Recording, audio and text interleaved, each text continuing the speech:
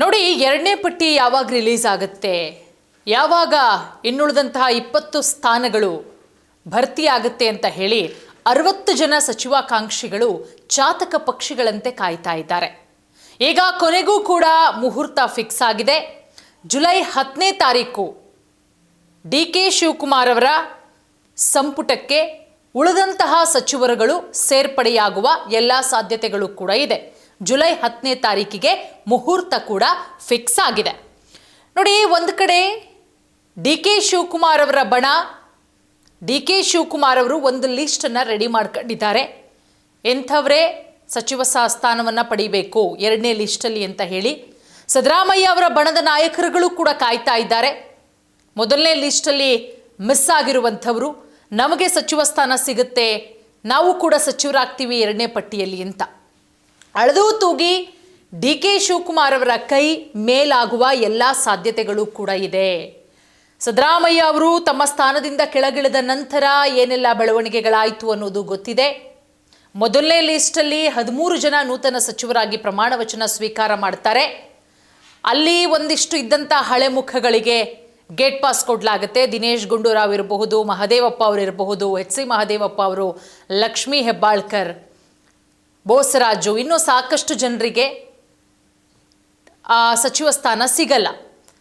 ಅಲ್ಲಿದ್ದಂಥ 13 ಜನರಲ್ಲಿ ಯತೀಂದ್ರ ಸಿದ್ದರಾಮಯ್ಯ ಅವರನ್ನ ಬಿಟ್ಟರೆ ಉಳಿದವರೆಲ್ಲರೂ ಕೂಡ ಹಳಬರೆ. ಖಾತೆಯಷ್ಟೇ ಬದಲಾವಣೆ, ಬಟ್ ಒಂದಷ್ಟು ಜನರ ಖಾತೆನೂ ಬದಲಾವಣೆ ಆಗಲ್ಲ, ಇರೋ ಖಾತೆನೇ ಕಂಟಿನ್ಯೂ ಮಾಡಿದ್ದಾರೆ.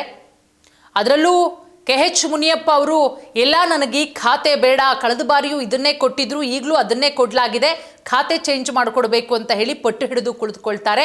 ಹಂಗೂ ಹಿಂಗೂ ಮಾಡಿ ಅವರನ್ನು ಕೂಡ ಸಮಾಧಾನ ಪಡಿಸಲಾಯಿತು. ಅದಾದಮೇಲೆ ಏನಾಯಿತು ಅನ್ನೋದು ಗೊತ್ತು. ರಾಮಲಿಂಗಾರೆಡ್ಡಿ ಅವರು ನನಗೆ ಖಾತೆ ಬೇಡ, ನನಗೆ ಬೆಂಗಳೂರು ನಗರಾಭಿವೃದ್ಧಿ ಖಾತೆ ಕೊಡಲಿ, ನಾನು ಈ ಖಾತೆ ಕೇಳಿಲ್ಲ, ನನಗೆ ಬೇಡ. ಅದಾದಮೇಲೆ ರಾಜೀನಾಮೆ ಕೊಟ್ಟು ಕೂಡ ಹೋಗ್ಬಿಡ್ತಾರೆ. ಅದಾದಮೇಲೆ ಡಿ.ಕೆ. ಶಿವಕುಮಾರ್ ಅವರು ಅವರನ್ನು ಸಮಾಧಾನ ಪಡಿಸುವಂತಹ ಪ್ರಯತ್ನ ಎಲ್ಲವೂ ಕೂಡ ಆಗತ್ತೆ. ಸದ್ಯಕ್ಕೆ ಎಲ್ಲವೂ ಕೂಡ ತಣ್ಣಗಾಗಿದೆ. ಬಟ್ ಆ ಮೊದಲನೇಲೇ ಇನ್ನೂ ಖಾತೆ ಮುಗಿದಿಲ್ಲ. ಈಗ ಆಲ್ರೆಡಿ ಎರಡನೇ ಲಿಸ್ಟು ಇನ್ನೇನು ಕೆಲವೇ ದಿನಗಳಲ್ಲಿ ಅನೌನ್ಸ್ ಆಗುತ್ತೆ. ಜುಲೈ 10ನೇ ತಾರೀಕಿಗೆ ಮುಹೂರ್ತ ಕೂಡ ಫಿಕ್ಸ್ ಆಗಿದೆ ಅನ್ನುವ ಮಾಹಿತಿಗಳು ಕೂಡ ಕೇಳಿಬರ್ತಾ ಇದೆ. ಅಲ್ಲಿ ಖಾತೆಗೆ ಎಷ್ಟರ ಮಟ್ಟಿಗೆ ಖ್ಯಾತೆ ಉಂಟಾಗುತ್ತೆ ಅನ್ನೋದನ್ನು ಕಾದು ನೋಡಬೇಕಾಗತ್ತೆ. ಒಟ್ಟಾರೆ ದೆಹಲಿಯ ಮೂಲಗಳ ಮಾಹಿತಿಯ ಪ್ರಕಾರ ಸಚಿವ ಸಂಪುಟಕ್ಕೆ ಯಾರ್ಯಾರು ಸೇರ್ಪಡೆಯಾಗಬೇಕು, ಎರಡನೇ ಲಿಸ್ಟಲ್ಲಿ ಯಾರದ್ದೆಲ್ಲ ಹೆಸರಿರಬೇಕು, ಎಲ್ಲವೂ ಕೂಡ ಸಿಎಂ ಡಿ.ಕೆ. ಶಿವಕುಮಾರ್ ಅವರು, ಅದರ ಜೊತೆಗೆ ಕಾಂಗ್ರೆಸ್ ಹೈಕಮಾಂಡ್ದೇ ಅಲ್ಟಿಮೇಟ್ ನಿರ್ಧಾರ ಆಗಿದೆ. ಇಲ್ಲಿ ಸಿದ್ದರಾಮಯ್ಯ ಅವರಿಗೆ ಜಾಗ ಇಲ್ಲ. ಸಿದ್ದರಾಮಯ್ಯ ಅವರ ಬಣದ ನಾಯಕರುಗಳು ಕೂಡ ಕಾಯ್ತಾ ಇದ್ದಾರೆ.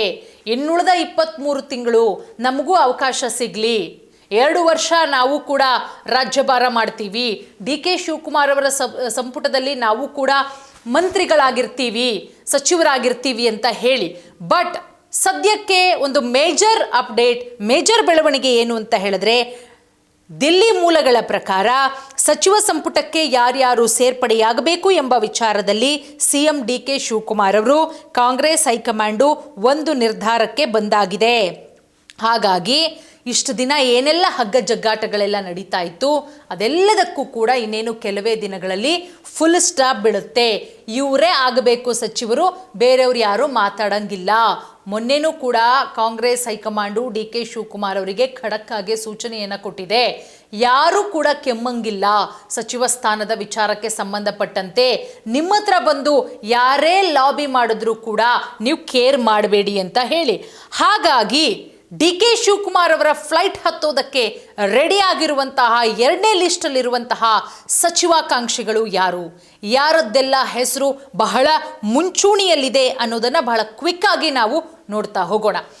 ಈ ಪೈಕಿ ಹಾಸನದಿಂದ ಕಾಂಗ್ರೆಸ್ನಿಂದ ಗೆದ್ದಿರುವ ಏಕೈಕ ಶಾಸಕರು ಅಂದರೆ ಕೆ.ಎಂ. ಶಿವಲಿಂಗೇಗೌಡರು. ಕೆ.ಎಂ. ಶಿವಲಿಂಗೇಗೌಡರು ಕಳೆದ ಬಾರಿಯೇ ನಾನು ಸಚಿವನಾಗ್ತೀನಿ ಅಂತ ಹೇಳಿ ಸಾಕಷ್ಟು ಆಕಾಂಕ್ಷೆಗಳನ್ನು ಇಟ್ಕೊಂಡಿದ್ರು. ಬಟ್ ಶಿವಲಿಂಗೇಗೌಡರಿಗೆ ಸಚಿವ ಸ್ಥಾನ ಸಿಗಲಿಲ್ಲ. ಬಟ್ ಈಗ ಅವರು ಬಹಳ ಓಪನ್ ಆಗಿ ಹೇಳ್ತಾ ಇದ್ದಾರೆ, ಡಿ.ಕೆ. ಶಿವಕುಮಾರ್ ಅವರ ಪರ ಆಗಾಗ ಅಲ್ಲ, ದಿನಕ್ಕೊಂದು 2 ಬಾರಿನಾದರೂ ಬ್ಯಾಟಿಂಗ್ ಮಾಡ್ತಾನೆ ಇರ್ತಾರೆ. ಹಾಗಾಗಿ ಶಿವಲಿಂಗೇಗೌಡರು ನಾನಂತೂ ಆ ಖಾತೆ ಕೊಡಿ ಈ ಖಾತೆ ಕೊಡಿ ಅಂತ ಕೇಳಲ್ಲಪ್ಪ, ನನಗೆ ಮಂತ್ರಿ ಸ್ಥಾನ ಕೊಟ್ಟರೆ ಸಾಕು, ಅವ್ರು ಯಾವುದಾದ್ರೂ ಖಾತೆ ಕೊಡಲಿ, ಕಣ್ಗೊತ್ಕೊಂಡು ನಾನು ಕೆಲಸ ಮಾಡ್ತೀನಿ ಅಂತ ಹೇಳಿರೋದ್ರಿಂದ ಶಿವಲಿಂಗೇಗೌಡರು, KM ಶಿವಲಿಂಗೇಗೌಡರು, ಹಾಸನ ಜಿಲ್ಲೆಯ ಅರಸೀಕೆರೆಯ ಶಾಸಕರಾದಂತಹ KM ಶಿವಲಿಂಗೇಗೌಡರು ಹೆಸರು ಬಹಳ ಮುಂಚೂಣಿಯಲ್ಲಿದೆ. ಅದೆಲ್ಲದರ ನಡುವೆ ಮಂಡ್ಯ ಜಿಲ್ಲೆಯ ನರೇಂದ್ರ ಸ್ವಾಮಿ ಅವರಿಗೂ ಕೂಡ ಸಚಿವ ಸ್ಥಾನ ಕೊಡಲಾಗುತ್ತೆ. ಚಿತ್ರದುರ್ಗ ಜಿಲ್ಲೆಯ ರಘುಮೂರ್ತಿ ಅವರ ಹೆಸರು ಕೂಡ ಕೇಳಿಬಂದಿದೆ. ಅದರ ಜೊತೆಗೆ ಚಾಮರಾಜನಗರ ಜಿಲ್ಲೆಯ ಹಿರಿಯ ಶಾಸಕರಾದಂತಹ ಪುಟ್ಟರಂಗಶೆಟ್ಟಿ ಅವರ ಹೆಸರು ಕೂಡ ಕೇಳಿಬಂದಿದೆ. ಶಿವಮೊಗ್ಗ ಜಿಲ್ಲೆಯ BK ಸಂಗಮೇಶ್ ಅವರ ಹೆಸರು ಕೂಡ ಬಹಳ ಜೋರಾಗಿ ಕೇಳಿಬರ್ತಾ ಇರೋದು.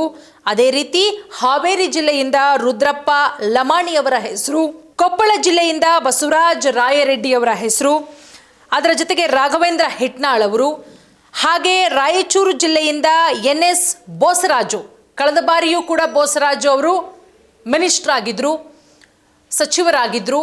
ಈ ಬಾರಿಯೂ ಕೂಡ ಮತ್ತೆ DK ಸಂಪುಟದಲ್ಲಿ ಬೋಸರಾಜು ಅವರಿಗೆ ಸ್ಥಾನ ಸಿಗುವ ಸಾಧ್ಯತೆ ಇದೆ. ಹಾಗೆ ಕೋಲಾರ ಜಿಲ್ಲೆಯಿಂದ ರೂಪಕಲಾ ಶಶಿಧರ್, ನಾನಾಗಲೇ ಹೇಳಿದೆ, KH ಮುನಿಯಪ್ಪ ಅವರು ಸಾಕಷ್ಟು ಅಸಮಾಧಾನಗೊಂಡಿದ್ದಾರೆ. ಅವರು ಬಹಳ ಬಹಿರಂಗವಾಗೇ ಹೇಳಿದರು, ನಾನು ಪಕ್ಷದಲ್ಲಿ ಹಿರಿಯನಿದ್ದೀನಿ, ನಾನು ಕೇಂದ್ರ ಸಚಿವನಾಗೂ ಕೂಡ ಕೆಲಸ ಮಾಡಿದ್ದೀನಿ, ಸಂಸದನಾಗಿದ್ದೀನಿ, ಅದರ ಜೊತೆಗೆ MLA ಆಗಿದ್ದೀನಿ, ನನಗೆ ಇದೇ ಖಾತೆನ ರಿಪೀಟ್ ಕೊಡಲಾಗಿದೆ ಅಂತ ಹೇಳಿ ಏನೋ ಒಂದು ಹೇಳಿ ಅವರನ್ನು ಸಮಾಧಾನ ಮಾಡಲಾಗಿತ್ತು.